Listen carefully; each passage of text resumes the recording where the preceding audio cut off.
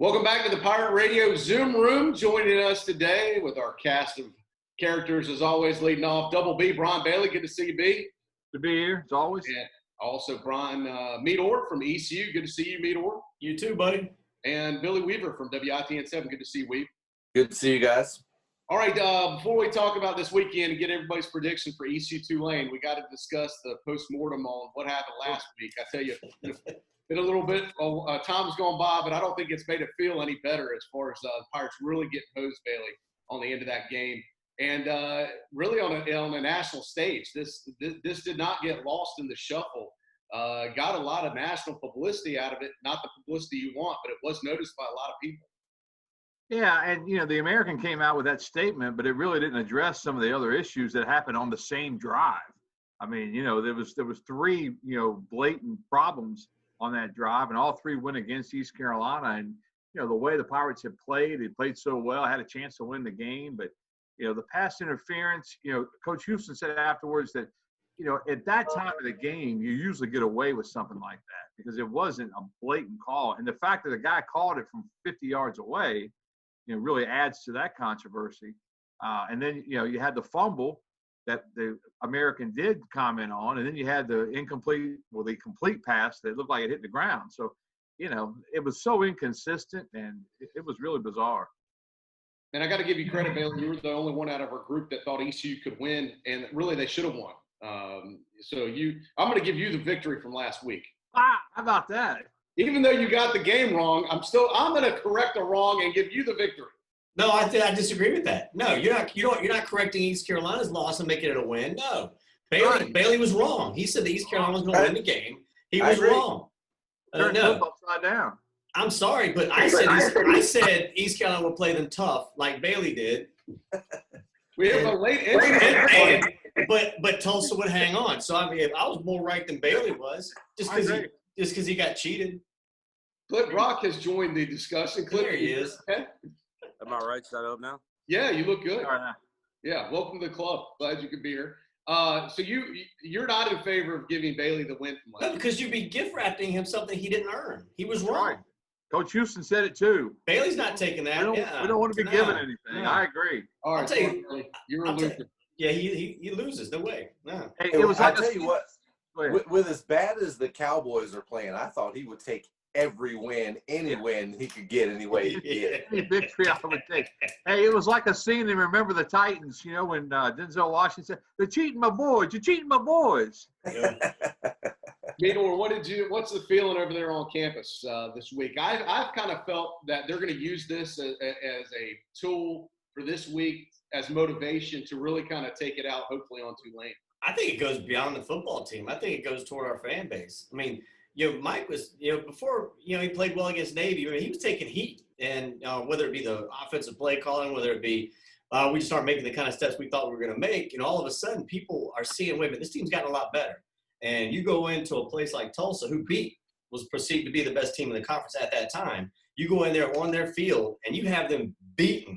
And if it were not for 3 calls, one of them the most egregious thing I think I've ever seen, the overturned fumble, you would have won that football game. So, and I think the fans know we got robbed. And now a lot of fans who probably didn't even watch the game saw the aftermath and were like, whoa, So, when we shot the show Monday, one of the first things Mike said was, something that's happening is our fan base is starting to get that chip on their shoulder and getting that, coming back together a little bit more than what we've seen in the last few years. I think it goes beyond that locker room, man. I think our fans are getting a little, that chip on the shoulder, that last chancellor we had in here, that numbnut, when he said we want to remove that from our vernacular, no, man, that's who we are and what we are. Am I right, Billy? What you're a pirate. are we talking about? Staten, I'll say his name. I don't care. There are a lot of numbnuts. You got to clarify. You are. Staten's what I'm talking about. Staten's what I'm talking about. He said he wanted to remove the chip on the shoulder attitude. I said, no, man, that is not. I agree. That is not who we are, what we are. Is. That's 100% right. You guys, and I know Bailey knows it too. He's been here long enough. You went to East Carolina. You were part of it. And when this thing was really going well and it was fun and all that, and it's been over days, it's up, and it comes and goes like it always has. You get that chip on your shoulder, man, and I'm telling you, that's where this fan base thrives. My 2 cents. Yeah, and Clip, we took calls till 2:30 in the morning. I think we saw some of that after the game for fans. You see that passion starting to return a little bit. Yeah, definitely. And I think it starts at the top with Mike Houston. I think he's a chip on the shoulder coach. And he kind of – I love what he said this week. He didn't say, well, it's a loss in the loss column. He said, we got screwed. I told the players got screwed. And I really like his message this week. And the guys will definitely be fired up Saturday at noon. Weave, any thoughts final before we wrap up last week? Well, I said exactly that to Clip on his show the other day. I said that's what it's done. It's put that chip back on the ECU shoulder. And I also added that, I think it's the us against the world mentality too that has to come because Mike Houston is telling those guys, look, nobody believes in us, nobody cares about us, they don't make calls for us. It's us against the world. Let's just go out there and prove that we're worthy. And I think it's a huge rallying call for ECU. The real shame in this, and look, your record is your record, but East Carolina should be sitting with the 3-2 record right now. If you look at kind of how this year is going haywire, Holton Ahlers probably should have played. Looking back at against Navy, he plays. I think they definitely win. East Carolina should have definitely won last week. Got robbed in that deal. They'd be sitting on 3 wins. It'd be a very different look definitely in the conference standings, guys. Yeah, and what you're going to want to see is in a year or 2 years, you're going to see an East Carolina football team that's better, where a blown call like that doesn't cost us a football game. We're up by 2 touchdowns as opposed to being barely hanging on to a win. You're seeing this thing trending in the right direction, man. I've been saying this since last year. I think that's the right guy over there, and he's going to get it done. And the record this year is not an indicator of what's happening over there. Bailey, give us the breakdown. I heard you say it before. Lose big, lose little. Give us the whole breakdown of how that goes. First you lose big, then you lose small, then you win small, then you win big. And what Meador said is exactly right because as a coach, you teach your players that you have to. It's not like you're battling the officials, but you have to win a game so that the officiating doesn't come into play at all. Right. And that's a real key. And right now, he probably doesn't have the horses to do something like that. No, you have to have a perfect game to win a game right now. You have to play almost a perfect game. Everything has to hit right. Yeah. Haley, especially on the road. That scenario reminds me of when you were single in your dating life. First you lose big, you lose little. If at first it was any port in a storm. Big. It was any port in a storm in those early days. I thought it was more like you date big, and then you date small. I didn't want to say your girlfriends, but I was trying to be nice. I saw some of them. He did date big in those early days. He's right. I was there. Yeah, those are called slump busters. Yeah. Any port in a storm. Well, maybe they were dating big too. You never know. Yeah, they were dating big.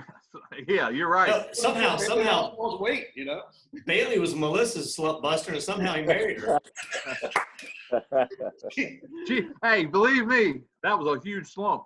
Yeah, might still be in it. Oh, she is, no doubt. Yeah, she is. No doubt. All right, let's get our predictions for this week. East Carolina, Tulsa, noon kickoff. Our coverage here on Pirate Radio on our platforms will kick off at 8 a.m. All you guys will be a part of it. Bailey, we'll start with you at the end of the day, around 3:30 or so, when we're talking the 5th quarter. What will the score be? Well, I think a lot of fans think, hey, we're going to go out because it's Tulane and win big. Tulane is not a bad football team, and Tulane placed Temple last week, gave up a field goal early, and then scored 38 unanswered. So, they rolled in that game. I do think East Carolina is going to win. I'm going to go Pirates. They pull away late. They win 41-17. All right, 41-17. That's a pretty big win for ECU right there. We'll go Weaver. Yeah, I think Tulane is a lot better. I agree with Bailey. They're a lot better than a lot of people think just because of the name on the shirt. I think we deal with that a lot at East Carolina. People look at the name on the shirt, that nationwide is, don't give us a whole lot of credit. I think Tulane's a lot better than that. This is a team that's scoring 30 points a game over the last 5 games. So I think that 17 is a little bit low, but I think East Carolina wins it. I'm going probably, I think it's going to be a close one because like we had talked about, you have to win. First of all, you're losing, by you lose a big, little. and you lose small, and you win. That's right. Small, You lose small. Now I think you have to win small before you win big. So I'm going 35-32 East Carolina. All right. And what kind of slump is his new girlfriend in? You talk about He has a girlfriend? Huh? That's You're gonna tell me he's got a beach place next and a Jeep. And a Hey, Jeep. Christy, come on in here, girl. When did he get a Jeep? Oh my God. I It's think an he traded angry the girl Jeep. in for the Jeep. It's an angry Jeep. All right, Meador, you want to take a stab? Yeah, I'll do it. I don't care. Let them can me. So Bailey, you said a lot of people think they're going to come out and blow because of what happened. They're going to blow them out. But then you said that Tulane's been doing much better. They played some people close, and then you pick a blowout score, 41-17. I said they'll pull away late. So it's going to be 24-17 in the fourth quarter. I got you. Because I got 41-27 is what I wrote down. Yeah. Pirates. Very similar. Yeah. Cliff, what you think? All week I've been nervous about ECU letting Tulsa beat them twice, but Could happen. I'm going to go with the Pirates. I'll go 38-28. ECU gets the win at home on Saturday.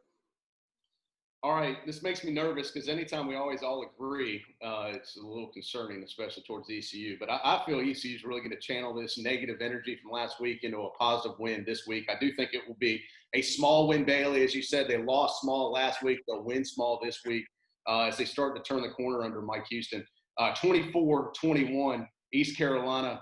Could come down to a field goal, but we'll see. You've been begging for that field goal win all season. If I keep When's Barry going to get this field goal? Eventually, it's going to happen, Meador. I'll be like, look what I did. But 24-21 ECU. So hopefully it's a clean sweep. It's the first time. Have all of us predicted ECU to win? Is this the first time this season? I'd have to go back and look at the records. Did anybody pick? I would imagine we all Clip picked Georgia State. Yeah. Well. Yeah, so this is a clean sweep for the Pirates. Hopefully, ECU celebrating a victory and singing the fight song in the locker room. Guys, great Zoom today. We will reconvene next week. We might hook up. It's a weird game time next week, Cliff. What time we start? Like at what time? 4:30? 3:30? Take a guess. Whatever you say right now is when we're going to start. Without looking at it, I'm guessing it's Friday. It's 3:30. Yeah, No. we might do No, we play Cincinnati Friday at 7:30. Yeah, 3:30. We're talking about our pregame show. Oh, well, I'm sorry, I don't want the game. Yeah, so our pregame Nobody show watches that show. Come on. at 3:30. So we may do a 30-minute press box like we did last week. So we'll talk to you guys about that. And you get the same pay as you got last time. It's a great deal. Troy, Billy, how long did you hassle him after we left for getting paid? That was hilarious. Yeah, that's between Troy and I because I don't want to ruin that relationship. Yeah. And it worked. Hey, look, it worked for weeks. So settle down.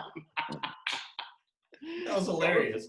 We'll talk to you guys next week. Enjoy your All right, game fellas. weekend, and thanks for being here, fellas. Later, guys. See ya. All right, later.